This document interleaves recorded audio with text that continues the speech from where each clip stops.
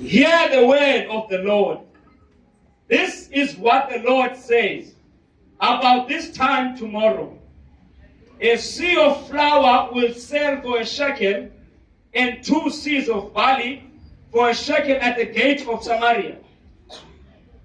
The officers on whose arm the king was leaning said to the man of God, "Look, even if the Lord should open the floodgates of the heavens, could this happen?" "You will see it with your own eyes," answered Elisha, "but you will not eat any of it." Now there were 4 men with leprosy at the entrance of the city gate. They said to each other, "Why stay here until we die? If we say we'll go into the city, the famine is there and we will die. And if we stay here, we will die. So let us go over to the camp of the Ammonites and surrender. If they spare us, we live. If they kill us, then we die." At dusk they got up and went to the camp of the Ammonites. When they reached to the edge of the camp, not a man was there. For the Lord has caused the Ammonites to hear the sound of chariots and horses and a great army, so that they said to one another, "Look, the king of Israel has hired the Egyptian kings to attack us." Amen. This year, uThixo uzawuconvince your enemies.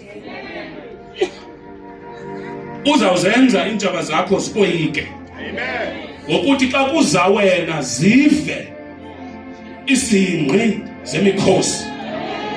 Yabona this time, into oyidingayo it's a move. Just stillness. Ayikho kumendaweni enye. Funeka ibe khona into oyenzayo. Funeka ushukumile. Noma ushukuma wabheke left, noma ubheke right, because uThixo uzawusebenza ngemovement yakho. Amen. Ufocusa kwicondition yakho. Uzawufocusa kwi-decision eyenziwe nguwe. Awukwazi this time ukuba neutral this year. Kufuneka ucingile, either uhlala phansi ufe okanye uyaphakama uthi andizufa ndingenzanga nto, because ukuphila kwakho usephakameni kwakho. Does sense? So this year you must refuse ukufa njengegwala. Lo nyaka uzuphela impilo yakho ingatshintshanga. Lo nyaka namhlanje sizawuthatha siwusongele kwesi scripture. Sibone ubuhle bukaThixo kwesi scripture. Xa kuvela ubuhle bukaThixo kwesi sibhalo, uzibone ubuhle bukaThixo empilweni yakho. Amen. Hlala phansi. God bless you. Ilungise today. IBhayibhile ithi there was a famine. Kwakunendlala. Kusobolwa. Up to a point bangaba abantu baye baphela bengenakutya. Xa kungekho kutya kutyiwa kwanto nje efumanekayo. Kutyiwa kwanto efumanekayo. Kwizinto ezazityiwa kuthiwa kwakulindwa nenkomo ekuseni xa ikhupha ubulongwe kuthathwe bona buyophela. Kwathengiswa inkomo zaphela, kwaphela yonke into. Kwacaba into eshiyekileyo ngabantu.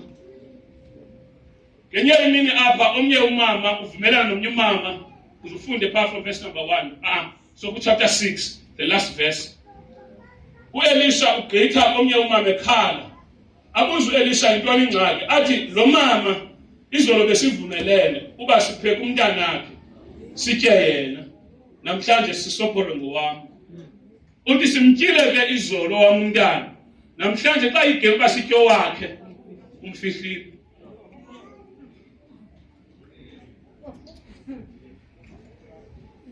yayi ilevel yendlela bakusokolwa ngayo. Wathi please help us utsho lo mama man of God. Wabuza uElisha, if God is not helping you, how can I help you? If God buthi bakuncede ngingakunceda njani? 1 2 Kungela xesha ke apho uEliya aye wavela kula verses zanosiyanda ethi thus says the Lord. Ukwizimo ezitshintshwa ukungenelela kukaThixo qha. Unyaka usaqala yiyo lanto bengisithi xa besiqala apha service. Sithi kufuneka ufundile ukucommanda your morning. Because the Bible eMdumiso chapter number 5 verse number 3 uthi oh God ekuseni uyawuvizela elithwele isiphumo. You are commanding your morning. You are forcing things to manifest, forcing things to happen. Siyazinyanzelisa izinto. UThixo kufuneka simenzele nzima ngoba fike kungekho into sibhiziyo.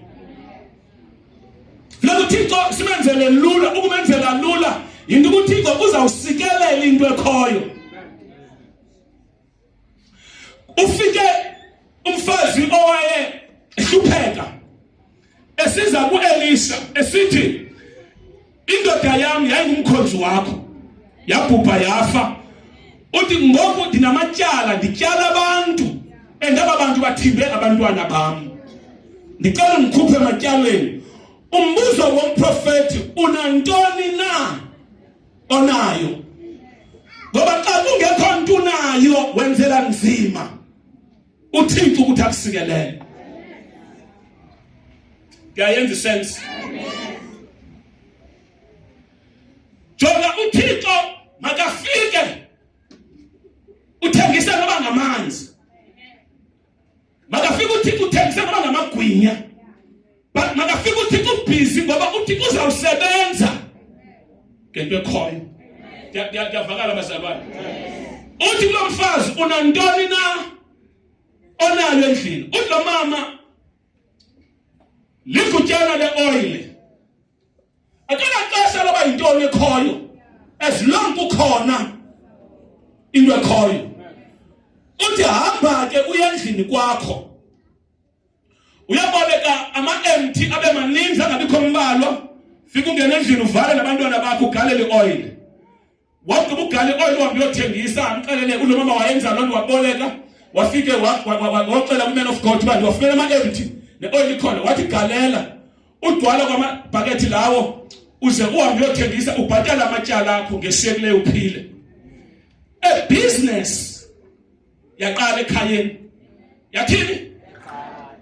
Anothi xa uyijonga ufumanise uba ngekhe wenze ne-content ngayo ngenxa yelevele kuyo. Abantu abaninzi bafuna ukuphila i-content, akafuna ufayisana ne-reality ajongene nayo. Lo mama wabokela ama-empty wafike wagalela i-oil. Kuthiwa unyana wakhwaza wathi aphelile. Xa aphelile intambiso i-oil yanqamka. Kwathi makahamba ayothengisa. Ngamanye amagama la oil yayingena unqamka uba ama-empty ayisekhona. Naxa ufika kuloo ndawo ke ngoku uthetha nge-capacity ukuthi uThixo cannot bless you beyond your capacity. Hence kubalulekile ukuthi uzikhuphule because there is a better version of you uThixo ayilindileyo. Ufuna wena into ezinkulu kodwa uyifuna iprocess yokulungiselela into ezinkulu. Kuyayenza sense? Hallelujah. Hallelujah. Lana ngisafilipi. But ufumanise uba phakathi kwakho nalo achievement yi-capacity evalileyo. And uThixo uyafuna ukuba ngaba uyafika kule level oyifunayo ubhizi yi-process yokwenza wena uyabalula uyakunweba but wena uvuma. Kule nto yenziwa nguThixo kuwe awumboni uThixo ubona isandla sothaba. Kanti uThixo kanti nawe ukulungiselela level lokukade uyithandazela. Ndiyayenza isense abazalwane. So ku-2026 umzekelo, if you are sitting here ufuna uba i-millionaire, let's umzekelo, you want to count millions. Xa kunobekwa i-cash abaphambi kwakho uyibale, ungakwazi uyofika ku-million. Ungayazi uba ngoyi-800,000 uzothi xa ubalani ukhaba ngathi 200,000 aphela 2001 2002. Now uThixo ufunda ubhizi kuwe every time uvuka kuthiwa education. Every time uvuka kuthiwa education. I understand kudala ufunda. No, it is not about education. It is about a capacity. Ngoba ukhwisi jonga noma ungabhekaphi imfundo iyawuloku ibalulekile. Ngoba imfundo yenye yesithobo yokunweba ingqondo yomuntu. Nokutraina umuntu. Umuntu ofundileyo uyamvaxamile. Soze ungamva. Soze ungathini? Soze ungamva. Education ibaluleke kakhulu. Kakhulu. Do you understand that? Asithi uThixo when you are not educated akakusikelela. Uza kusikelela, but asinayisebenzisa lonto si undermine education. Because education in a knowledge, and knowledge is power. But when you are full of education, you don't understand how apply. Go to a grade 12. Now grade 12 has become a door. Go to a grade. Immediately suits you about grade 12, then you don't qualify. But you don't meet the requirement. So this year, sizakwazi uThixo masivumela iprocess yokwenziwa to meet the requirements.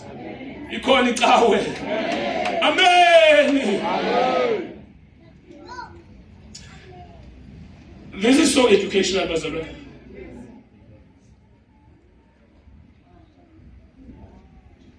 Giving up with education. Kufuneka uyazi uba ukwinxenye yakho yephupha oyiphungululeyo. Uyawuhlala unomnqweno. But ziba zithi incwadi awuzufika.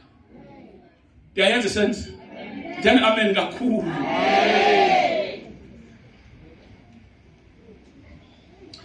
Ekuphangeleni kwami uba kweliphi icala. So thina khawume kancinci. Khawuthini? Khawume kancinci. Ucima wena ufiti athi khawume kancinci. Kukhona esafuneka silungisiwe. Se-attend kwapha kuwe. Now i-capacity. Intoni ngesixhosa capacity? Isakhono. Yes, isakhono ukuba nako. Ukuba nako. See, understand that? Yes, ukuba nako. Now, lamandoda ke uElisha wakhupha ekuseni a prophetic word. Ikhona icawe. Ndiyafuna sibambe nalento ngizayithetha. Kukho izinto ezenziwa nguThixo qha. Andiphinde cawe. Aningcamanga bosi. Niyafuna uyiva lento. Kukho izinto ezikwazi ukwenziwa nguThixo qha. Kukho izinto ezikwazi ukwenziwa nguThixo qha. And uThixo azawuyenza akupositione uThixo ukuthi xa kufika that season yokwenza kwakhe ube well positioned. But akuposition uThixo akupositione ngathi yakulimaza. Ufuna ngathi yalinyazwa and ulimale futhi uzifuna ulimele kanti no uyapositionwa nguThixo. Kukho izinto uThixo afuna uzenza but within the family or your background akho reference. Akukho mntu wakhe lento wayenziwa kanye wanayo. Let me go to a few scriptures. Kufika isithunywa kuMaria. Sithi kuya uzawumitha uzala umntana oyindodana umthi igama elinguYesu. Uthi Maria ziyokwenzeka kanjani na ezi zinto ndingazani nandoda? Uyabona une-fact, ube-fact before God, and uthi kwi-fact siyazimamela ndingazani nantoni, ngoba ingenzeka loo nto only if ndinendoda yokundimithisa. Uya-explain isithunywa sithi umoya oyingcwele. Sazi manithini umoya awudingi ukudibana nandoda. Kula situation funeka si-override the system, funeka saphula i-protocols, saphula imithetho and siqala uconnecta kwi-divinity, because up there kukho izinto ezikwazi ukwenziwa imeko ngapha singavumi. Ikhona icawe kodwa amen kakhulu. Uthi isithunywa ingenzeka loo nto eyizokwenzeka umoya oyingcwele. Umoya oyingcwele yi-advantage kuthi wakwazi usiwalisa ibhlorho, acreate a bridge between wena nomso lakho. Kuthi bekhangela ingomso li-impossible, bevele isivunguvungu sento ethi ayivele ithi ndingumoya kaThixo. Kodwa this spirit will overshadow you, will come upon you. Xa ekugubungele lo moya, in the process you will conceive.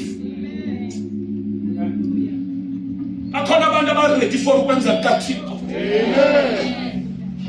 Yamthanda lo Thixo. Ase sihlangene olhlobo akekho amshiyela ngaphandle. Kusebenza nge-advantage education yabo. Akafika komnye no education, no point of reference. Atungabina ngaki siza-override the system. But the process will be longer and painful. Because you don't have what it takes. It can be done. But when we look at you, you don't have what? You now need a special training. Lenduku you understand here, it's a special training. Kuna divine order. Pezwa pilo yako arrange izinto. Yes, Lord. Oh, Goshiam. What is the Holy Spirit? Moya ngcwele uzawufika phezu kwakho. Xa fika phezu kwakho uzawumitha ntombazana. Uzawumitha jonga le ntombi. Yaphuma kwi-encounter noYesu noThixo. Sorry, yaphuma noThixo kwi-encounter. Ingayibambanga ncam le nto. Kodwa ndayiphuma yayazi ithini? Yathi Nkosi ngokwelizwi lakho. And you understand yonke le nto ithethayo. But let it be according to your ngokwelizwi lakho mabenjalo. Ngokwelizwi lakho. Whatever it is that uzabe uyi-explain Thixo. Andinayo i-capacity yokuyibamba. Jonga waba nalo ukholo, kodwa elukholweni lwakho uphinde ubona ikhona idoubt. Bakhona abantu abanyanisekileyo apho. Ndithi wakhe wanalo ukholo, uthi ucinga ukholo lugqibelelanga, because xa ulikhangela umkholo ikhona isishebo sedoubt bakolikholo. And that's isishebo sedoubt sithi le nto izakwenzeka. Ngiyayiva uThixo nango ayithetha, but ndifuna uyazi how can it. But anyway, let it be according to your. Kukhona ungakholwa, kodwa kungakholwani ndiyavuma. Ngakusethi ngakholwa ndiyathini? Sikhona sispeaker silahle itweet.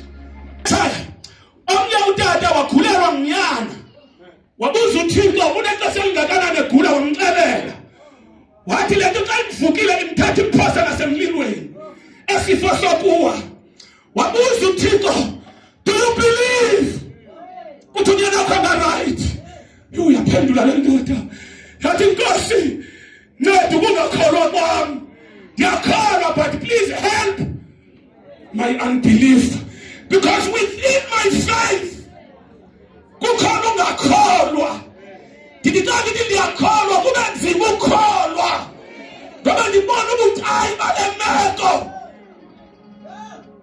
andikade njani history yabantu abagule omhlaba bonke bafile the only point of reference nayo abekho abantu abaye baphila kule nto ndiyakholwa kodwa nceda ukungakholwa ukhona umuntu omthandazo namhlanje ndiyamthemba uThixo Nkosi nceda ukungakuthembi wakusathanda yakuthemba kodwa ikhona into endiyivayo ethi unyanisile biyakwenzeka nalento.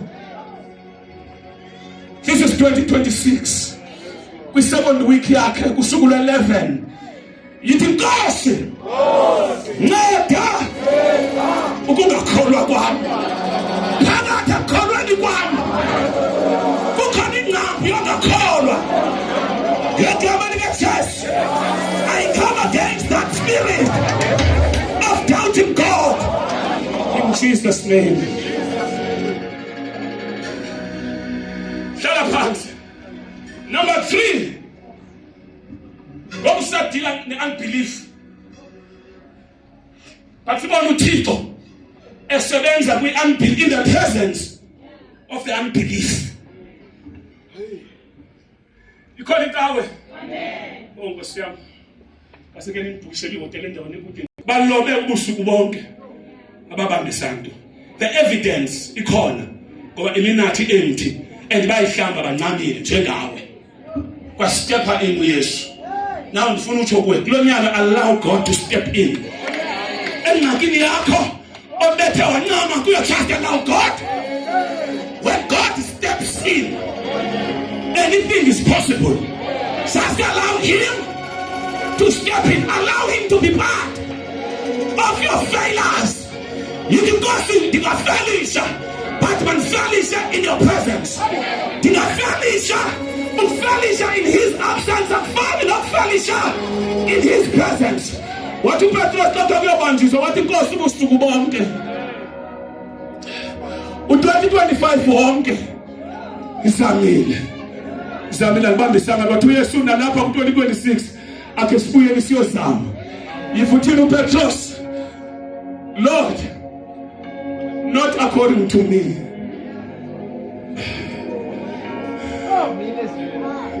Kuyacaca uba nakumsela wesithathu lo ndikotayo. Kuyacaca uba mfaka bali kukho izinto ezingakwazi ukwenzeka emazwini ethu. Ndiveza imeko ezintathu apho amadoda azame khona kade bahlala idoubt but indoda yathi seyime phezu kwedoubt yathi kule doubt inkuyo kodwa according to your word regardless of the past yam regardless of the experience yam noma amava amathini nolwazi lwam luthini kodwa this time ku-2026 sebiswe ngihamba nabantu abatshoyo ndothi ngizamile kodwa ndingayitya treatment ndingayijanga xa ngisithi kuwe you shall live and you will not die ut according to your word. Let it be according to your word. Wathi Petros kulungile Nkosi ngokwalizwi lakho.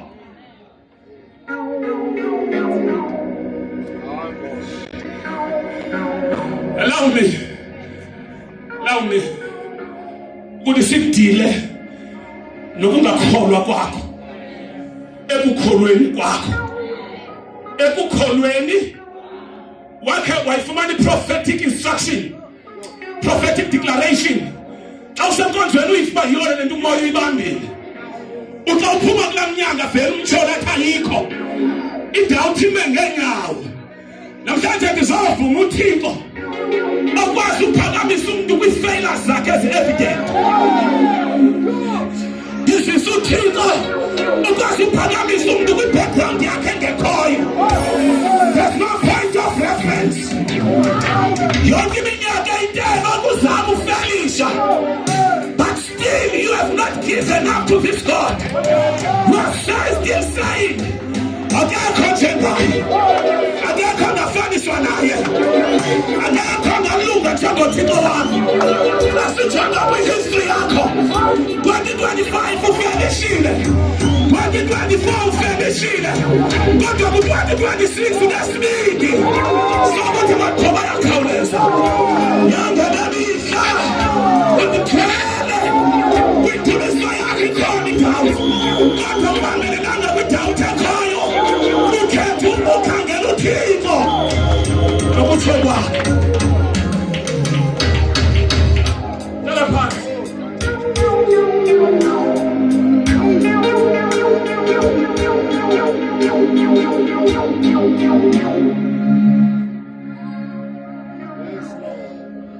Sikhangela uThixo. Amen. Sikhangela ba? Sikhangela uThixo.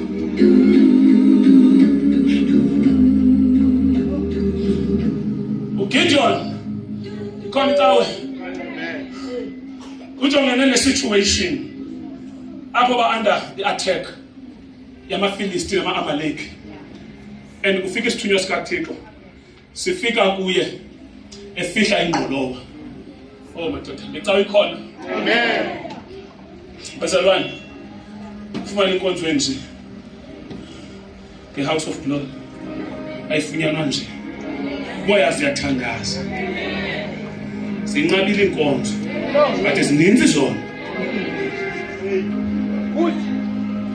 Ifanele uba kuthiwe kunqaba abafazi kodwa intombi zibe zitheni. Ayo insalti le ube uyintombi kodwa abafazi batheni.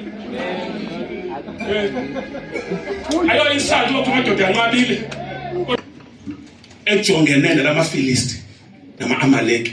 Kanye xa zawe emadolweni sithi Thixo ndinike amandla. Kwafika isithuba yemsiyana sukozele ngathi kudakile ndakwazi ukukhona. Kufike umkhosi, kufike ntoni? Ume phezu kwakhe xa yamadolweni yena eyothi Thixo ndicela undiphe amandla. Avele uThixo engekayi athi undincede ungayothandazela izinto esele zikhona. Cha wena ongaziboniyo ukuba zikhona. Izancawa. Amen. uGideon uthi namhlanje ujongene nesimo esinzima. Jonga izimo ezinzima esikwehlelayo azithandazelwa ngelixesha zehlangano. So late. Siqala inkonzo ngomshe fasting for 21 days. Ningikhumbuze nje announce kakuhle. Nifana jonga phansi. Ngomshe siqala fasting for how many days? Asithandazi machaya. Ngelixesha kwehla. Ayilexesha lothandaza. uGideon utheqa yamadolweni. Kodwa jonga make sikunike iwisdom yangapha. Sikuthile bazenze kanjani izinto ngapha. Xa usiyothandaza ngoku usithi inkosi ndicela undinike uphikisana noThixo ubamandla okujongana nalento ikwehlelayo ubungenawo ngengafikanga ngengehlanga. Lento ikwehlelayo yisayini yobamandla okujongana nayo unawo. Xa ucela amandla amathi uthini ngala sowanikiwe kulento ojongene nayo. Yithi inkosi makuvuke amaqule nakho amandla. Wawuqala iverses mkhulu ngaphakathi kwakho kunalowo wasenisini. No weapon formed against you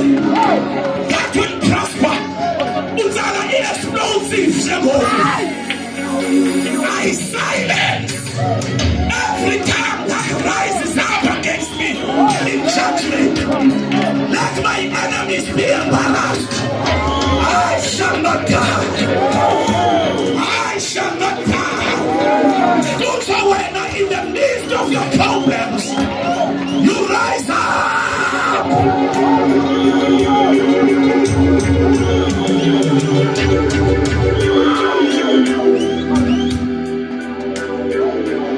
If you want me to be relevant, now the New Testament, because I know some of you, but I know the Old Testament. And this is Paul. Paul kulowo. Ungenako. Ukusivumela isilingo. Asingaphansi kwamandlethu. Ukuthi size. Once usibone sisiza. Yinto amandla. Ngawamandla. Ekuthetha izinto senzeke. Impilo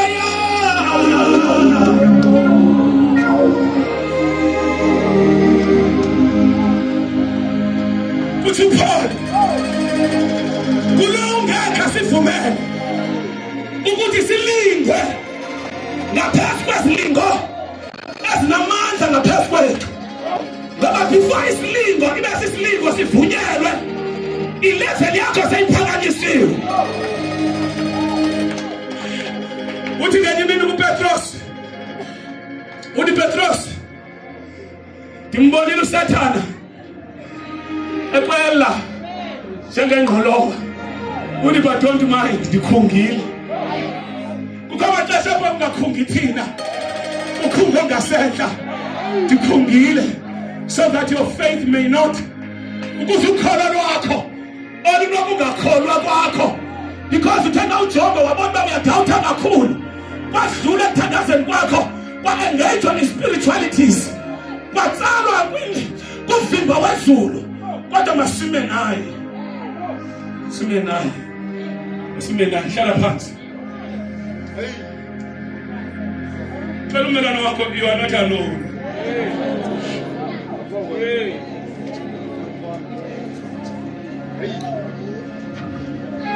Funeka ugqithe kwilevel yokuthemba uThixo, yokuthini singene kwilevel yokuthenjwa uThixo.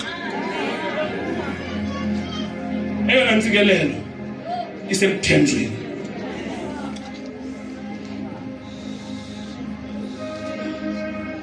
uYobi wayengazazi ukuba ukwi-agenda. uThixo oveze igama likaYobi kuSathane. uYobi engekho aware, kanti uThixo ithembe kakhulu laa ndoda. Ude uyakwazi uyithatha yoqhayisa ukuthi noba ungayivuthulula kuphela yonke into enayo, laa ndoda izawushiyeka imile. Kukho izinto ezehla ngoba uthenjiwe. Wena uthenjiwe, bekusaziwa uba nakuyo yonke le troli iphushayo ingade iphusheke, uba nakulo nyaka uza kusamile. Let me quote you another verse. Let me quote you. I never that in Ishmael name, but I'm still building up my case. Now listen. Spa, uYesu utitshe intoni crowd, isihlwele for 3 days or more than 3 days. Sisentabeni. And first tisha phana salamba. Inkonzo yaphuma. Inkonzo yathini? Now, izihlwele ziyandululwa ngabafundi ongazihambi. Uthi uYesu musana ukubandulula bathini? Balambile. Uthi hleze endleleni bafende. Hleze endleleni bathini? Uthi bayikhumsha, I have compassion towards the crowds. Hallelujah. Thina compassion. Did move luvelwane. Ilonto leyo. Jonga isympathy necompassion asifani. Isympathy when you are sympathizing nomuntu unovelwana kodwa khonto uyamsizela kodwa khonto uyenzayo ngalonto. But icompassion uxa uphuma ungena ezihlangwini zakhe uactor ukuthi le ngxaki akuyo nawe ithini. So uYesu ke yilo level apho kha isikhosa siyashiyeka apho athi ndinovelwano ngaba bantu. Ndifuna sijonge uvelwano lukaYesu. Uthi aba bantu bahleli nami 3 days emvuselelweni bengenantoja. But uthi ndiyagqitha ke kule into. Kodwa ena nto indishukumisa kakhulu kukuba ngoku intotya seyingekho abancamanga. in the absence of food, in the absence of provision yonke, bahlala. Banamandla othini? Ngoba izinto zingenzeki. Banamandla okuhlala. Kukho abantu abahlela apha bengena evidence yezinto bazenzekile. But uThixo uzawuhonorisha ukuhlala kwakho. Wahlala songasena mali. Wakhonza songayazi noyikhonzelayo. That's what God will honor. Wathi mina ndimuva yilonto. Ngoba wathi andikwazi uvuma ke ngoku ukuthi bahambe. Zamani zonke sibe khona. Jonga kulonyaka ngenxa yokuhlala kwakho iminyaka sekungenzeka into kodwa walesibindi sohlala. Sekungekho motivation but waphakama. May the Lord honor this year. Isacrifice yakho yohlala. Wamthemba uThixo. Wamnqula uThixo wazinyusa izandla. Wamzukisa ingathi kwenzekile. Wavela against lento yenzeke empilweni yakho. Sisithi imeko akekho. Wathi umlomo wakho ukhona. Sisithi imeko yifa. Uthi umlomo wakho uthetha njengesidengekazi. Fasindini ubulindele okuhle. Kodwa naku uThixo wafana ngevesi ethi wena ndiyazi ukuthi wami umhlawuleli uyaphila. Emveni koba ndicikidile ndizawuvela ndicikidekile njengegolide.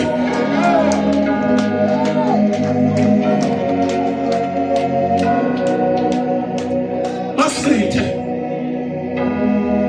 kula 2026 sizawuma phezu kwe-failures zethu. Simaphi? Namhlanje thatha i-failures zakho. Kanti bashela isitulo lapha. Ezinalapha emhlophe. Suqala kuzibhakisha sipha. Kalubeke sibe yi-1.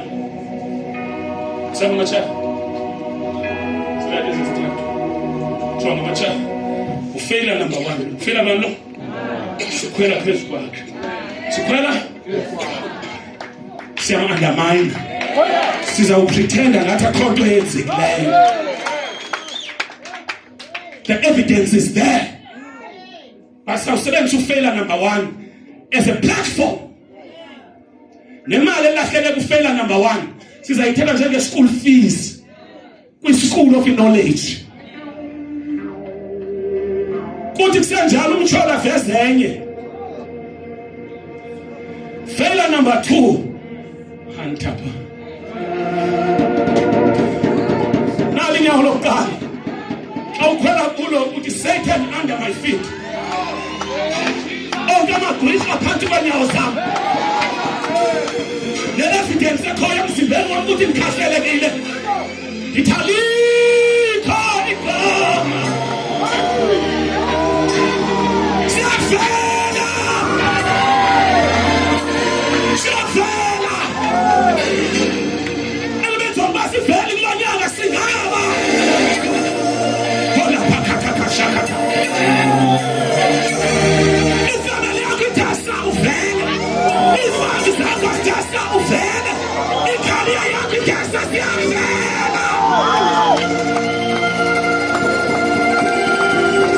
Kugama sizame ukugqibela. Masizame ukugqibela. Sizayiqeda inkani.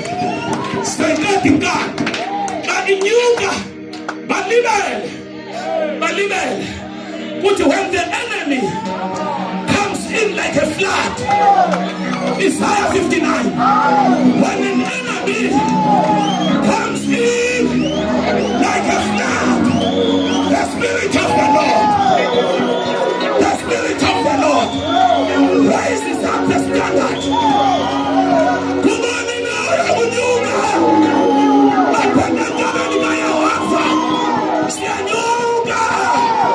Sianyuga.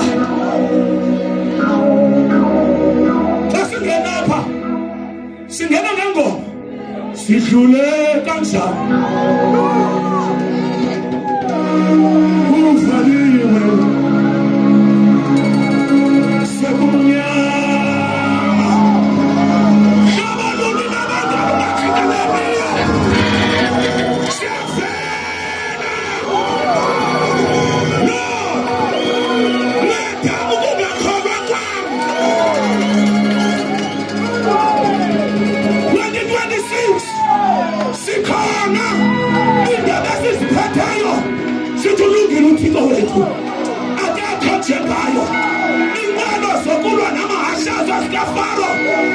Sijilisele lwandle. Inqondofa yethu. Ungumthunzi wethu wakuphephela. Singotsokotoko. Wawubizwa nazimvulu. Nangasi zakhe. Asikho isikhabo. Asenzelwane siyaphumelela. Uyaphila. 2026 uyaphila.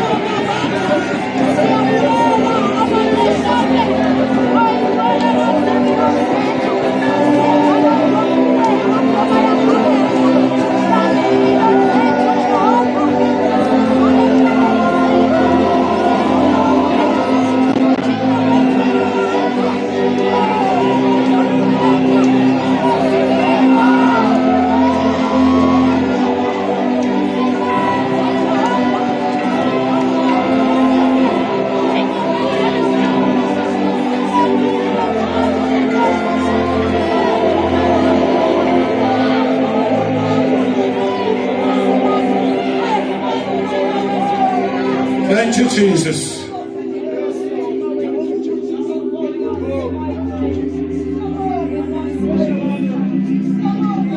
Yebo, ngiyavuma, sebenzise Nkosi yenze yilike sisise nibe ushena yebo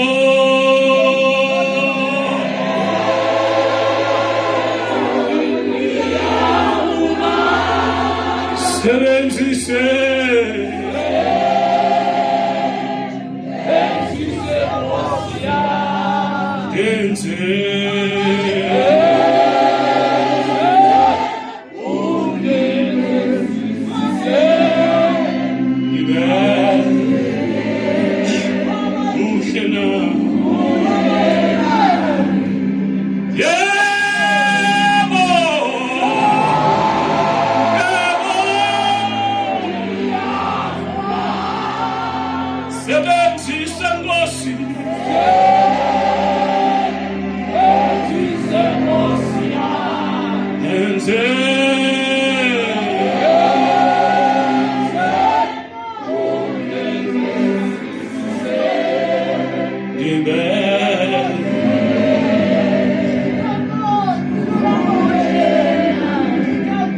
God bless you. Tell a pants.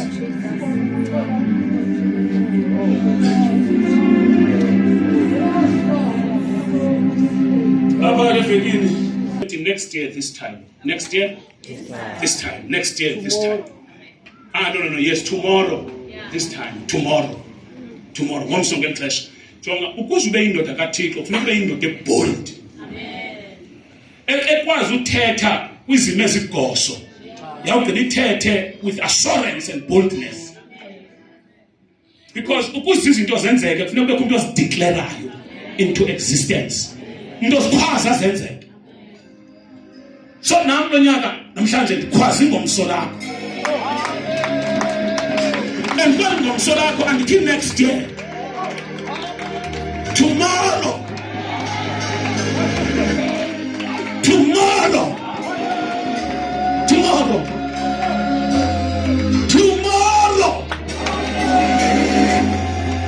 You the Lord help my unbelief.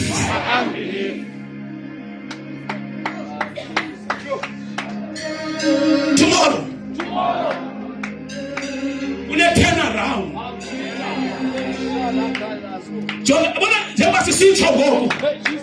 One more, deploy your new set here, angels. Let's not get a little possible. There's a new set. When I get lost, in each other's fire. This is a way to go so long. You may let us see Tatayo and Shabbat. What we have to put us over about Troy and Shabbat. About Wesley. Over Kulua and Shabbat. You're the blessing Tatayo and Swagger. So Tatayo so let you go.